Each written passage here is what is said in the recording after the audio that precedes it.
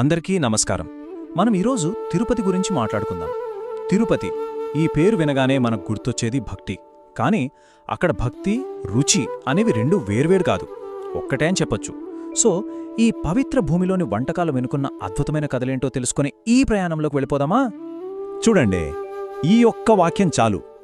తిరుపతి అంటే కేవలం ఒక ప్రాంతం కాదు, అది ఒక విశ్వాసం. అవును, ఈ మాట తిరుపతి అసలైన ఆత్మను మన కళ్ల ముందుంచుతుంది. అంటే ఇది మ్యాప్లో కనిపించే ఓ చిన్న చుక్క మాత్రమే కాదు, కోట్లాది మంది ప్రజల గుండెల్లో నిలిచిన ఒక బలమైన నమ్మకం. సరే, మరి తిరుపతి రుచుల గురించి పూర్తిగా అర్థం చేసుకోవాలంటే ఏం చెయ్యాలి? మనం ముందుగా ఆ నేల యొక్క ఆత్మను, ఆ ఆధ్యాత్మికతను తెలుసుకోవాలి కాదంటారా? అందుకే మన ప్రయాణాన్ని తిన్నగా ఆ జిల్లా ఆధ్యాత్మిక కేంద్రం నుంచే మొదలు పెడదాం. అసలు తిరుపతికి ఆ ప్రత్యేకమైన గుర్తింపు ఎలా వచ్చిందో చూద్దాం. మొదటిది, ఇది ఆంధ్రప్రదేశ్కి ఒక పవిత్రమైన చిహ్నం. ఆ తర్వాత మనమందరికీ తెలిసినట్టే 7 కొండల నడుమ కొలువై ఉంది. ఇది భక్తికి, పవిత్రతకు ఒక కేంద్ర బిందువు లాంటిది. అక్కడుండే ఆ ప్రశాంతమైన సాంప్రదాయ వాతావరణమే దాని అసలైన ప్రత్యేకత. మంచిది. ఇంతకీ ఈ ఆధ్యాత్మికతకు అంతటికీ మూలమేంటి? అన్నింటినీ నడిపిస్తున్న ఆ కేంద్ర బిందువు ఏమై ఉంటుంది? పదండి చూద్దాం. ఆ కేంద్ర బిందువు మరేదో కాదు, శ్రీ వెంకటేశ్వర స్వామివారి ఆలయం. నిజానికి ఈ ఆలయమే ఆ జిల్లాకు ప్రాణం, ఆత్మ అన్నీను. అక్కడి సంస్కృతి, సంప్రదాయాలు, చివరికి మనం మాట్లాడుకుంటున్న వంటకాలు కూడా అన్నీ ఈ ఆలయం చుట్టూనే తిరుగుతుంటాయి. సరే, మరి భక్తి అనేది రుచుల రూపంలో ఎలా బయటపడుతుంది? దాన్ని అర్థం చేసుకోవడానికి మనం ఈరోజు 2 అద్భుతమైన ఉదాహరణలు చూద్దాం. ఒకటి, చాలా సాధారణమైన నేలకు దగ్గరగా ఉండే వంటకం వంకాయ పులుసు. రెండోది, దైవత్వంతో ముడిపడినది, అదే తిరుపతి లడ్డు. ఒకటి సామాన్యం, మరొకటి అసామాన్యం. ఈ రెండూ కలిసి తిరుపతి సంస్కృతిని ఎలా చూపిస్తాయో తెలుసుకుందాం. ఓకే, ముందుగా మనం ఆ సామాన్యమైన పల్లెటూరు వంటకం దగ్గరికి వెళ్దాం. అదేనండి వంకాయ పులుసు.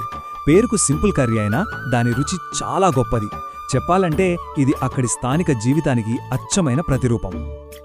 దీంట్లో వాడే పదార్థాలు చూడండి ఎంత సాదాసీదాగా ఉంటాయో. గుత్తి వంకాయ లాంటి చిన్న వంకాయలు, చింతపండు పులుసు, మన ఇంట్లో ఉండే మామూలు మసాలాలు అంటే ఎండుమిర్చి, ధనియాలు, జీలకర్ర లాంటివి. ఆ తర్వాత రుచి కోసం కొద్దిగా పల్లీలు, నువ్వులు, అంతే. పదార్థాలు చాలా సింపుల్, కానీ ఇవన్నీ కలిస్తే వచ్చే రుచి మాత్రం అమోఘం, చాలా లోతైనది. ఇక దీన్ని చేసే పద్ధతి కూడా అంతే సింపుల్. ముందుగా ఆ చిన్న వంకాయల్ని నూనెలో చక్కగా మగ్గనిస్తారు. ఆ తర్వాత చింతపండు, మసాలాలతో చేసిన పులుసులో వాటిని వేసి అన్నీ చక్కగా కలిసిపోయేదాకా నెమ్మదిగా ఉడికిస్తారు. అంతే. ఒక్క మాటలో చెప్పాలంటే ఈ ఒక్క కూర పల్లెటూరి భోజనానికే ప్రాణం పోస్తుంది. సరే, ఇప్పుడు ఒక సాధారణ వంటకం నుంచి మనం పూర్తిగా భిన్నమైన దానివైపు వెళ్దాం. ఒక దైవిక నైవేద్యం, ప్రపంచవ్యాప్తంగా పేరుగాంచిన తిరుపతి లడ్డు. గుర్తుంచుకోండి, ఇది కేవలం తినే పదార్థం కాదు, అదొక అనుభూతి. వంకాయ పులుసుకి ఈ లడ్డుకి మధ్య ఒక చాలా ముఖ్యమైన తేడా ఉంది. అదేంటంటే, వంకాయ పులుసు అనేది ఒక రెసిపీ, అది వంట చెయ్యడం అనే ఒక పని. కానీ తిరుపతి లడ్డు అలా కాదు, అదొక ఆచారం, భక్తితో చేసే ఒక యజ్ఞం లాంటి ప్రక్రియ.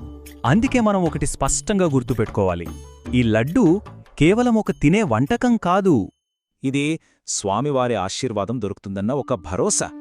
భక్తులు దీన్ని ఒక స్వీటుగా చూడరు, సాక్షాత్తు దేవుడిచ్చిన ఆశీస్సుగా స్వీకరిస్తారు.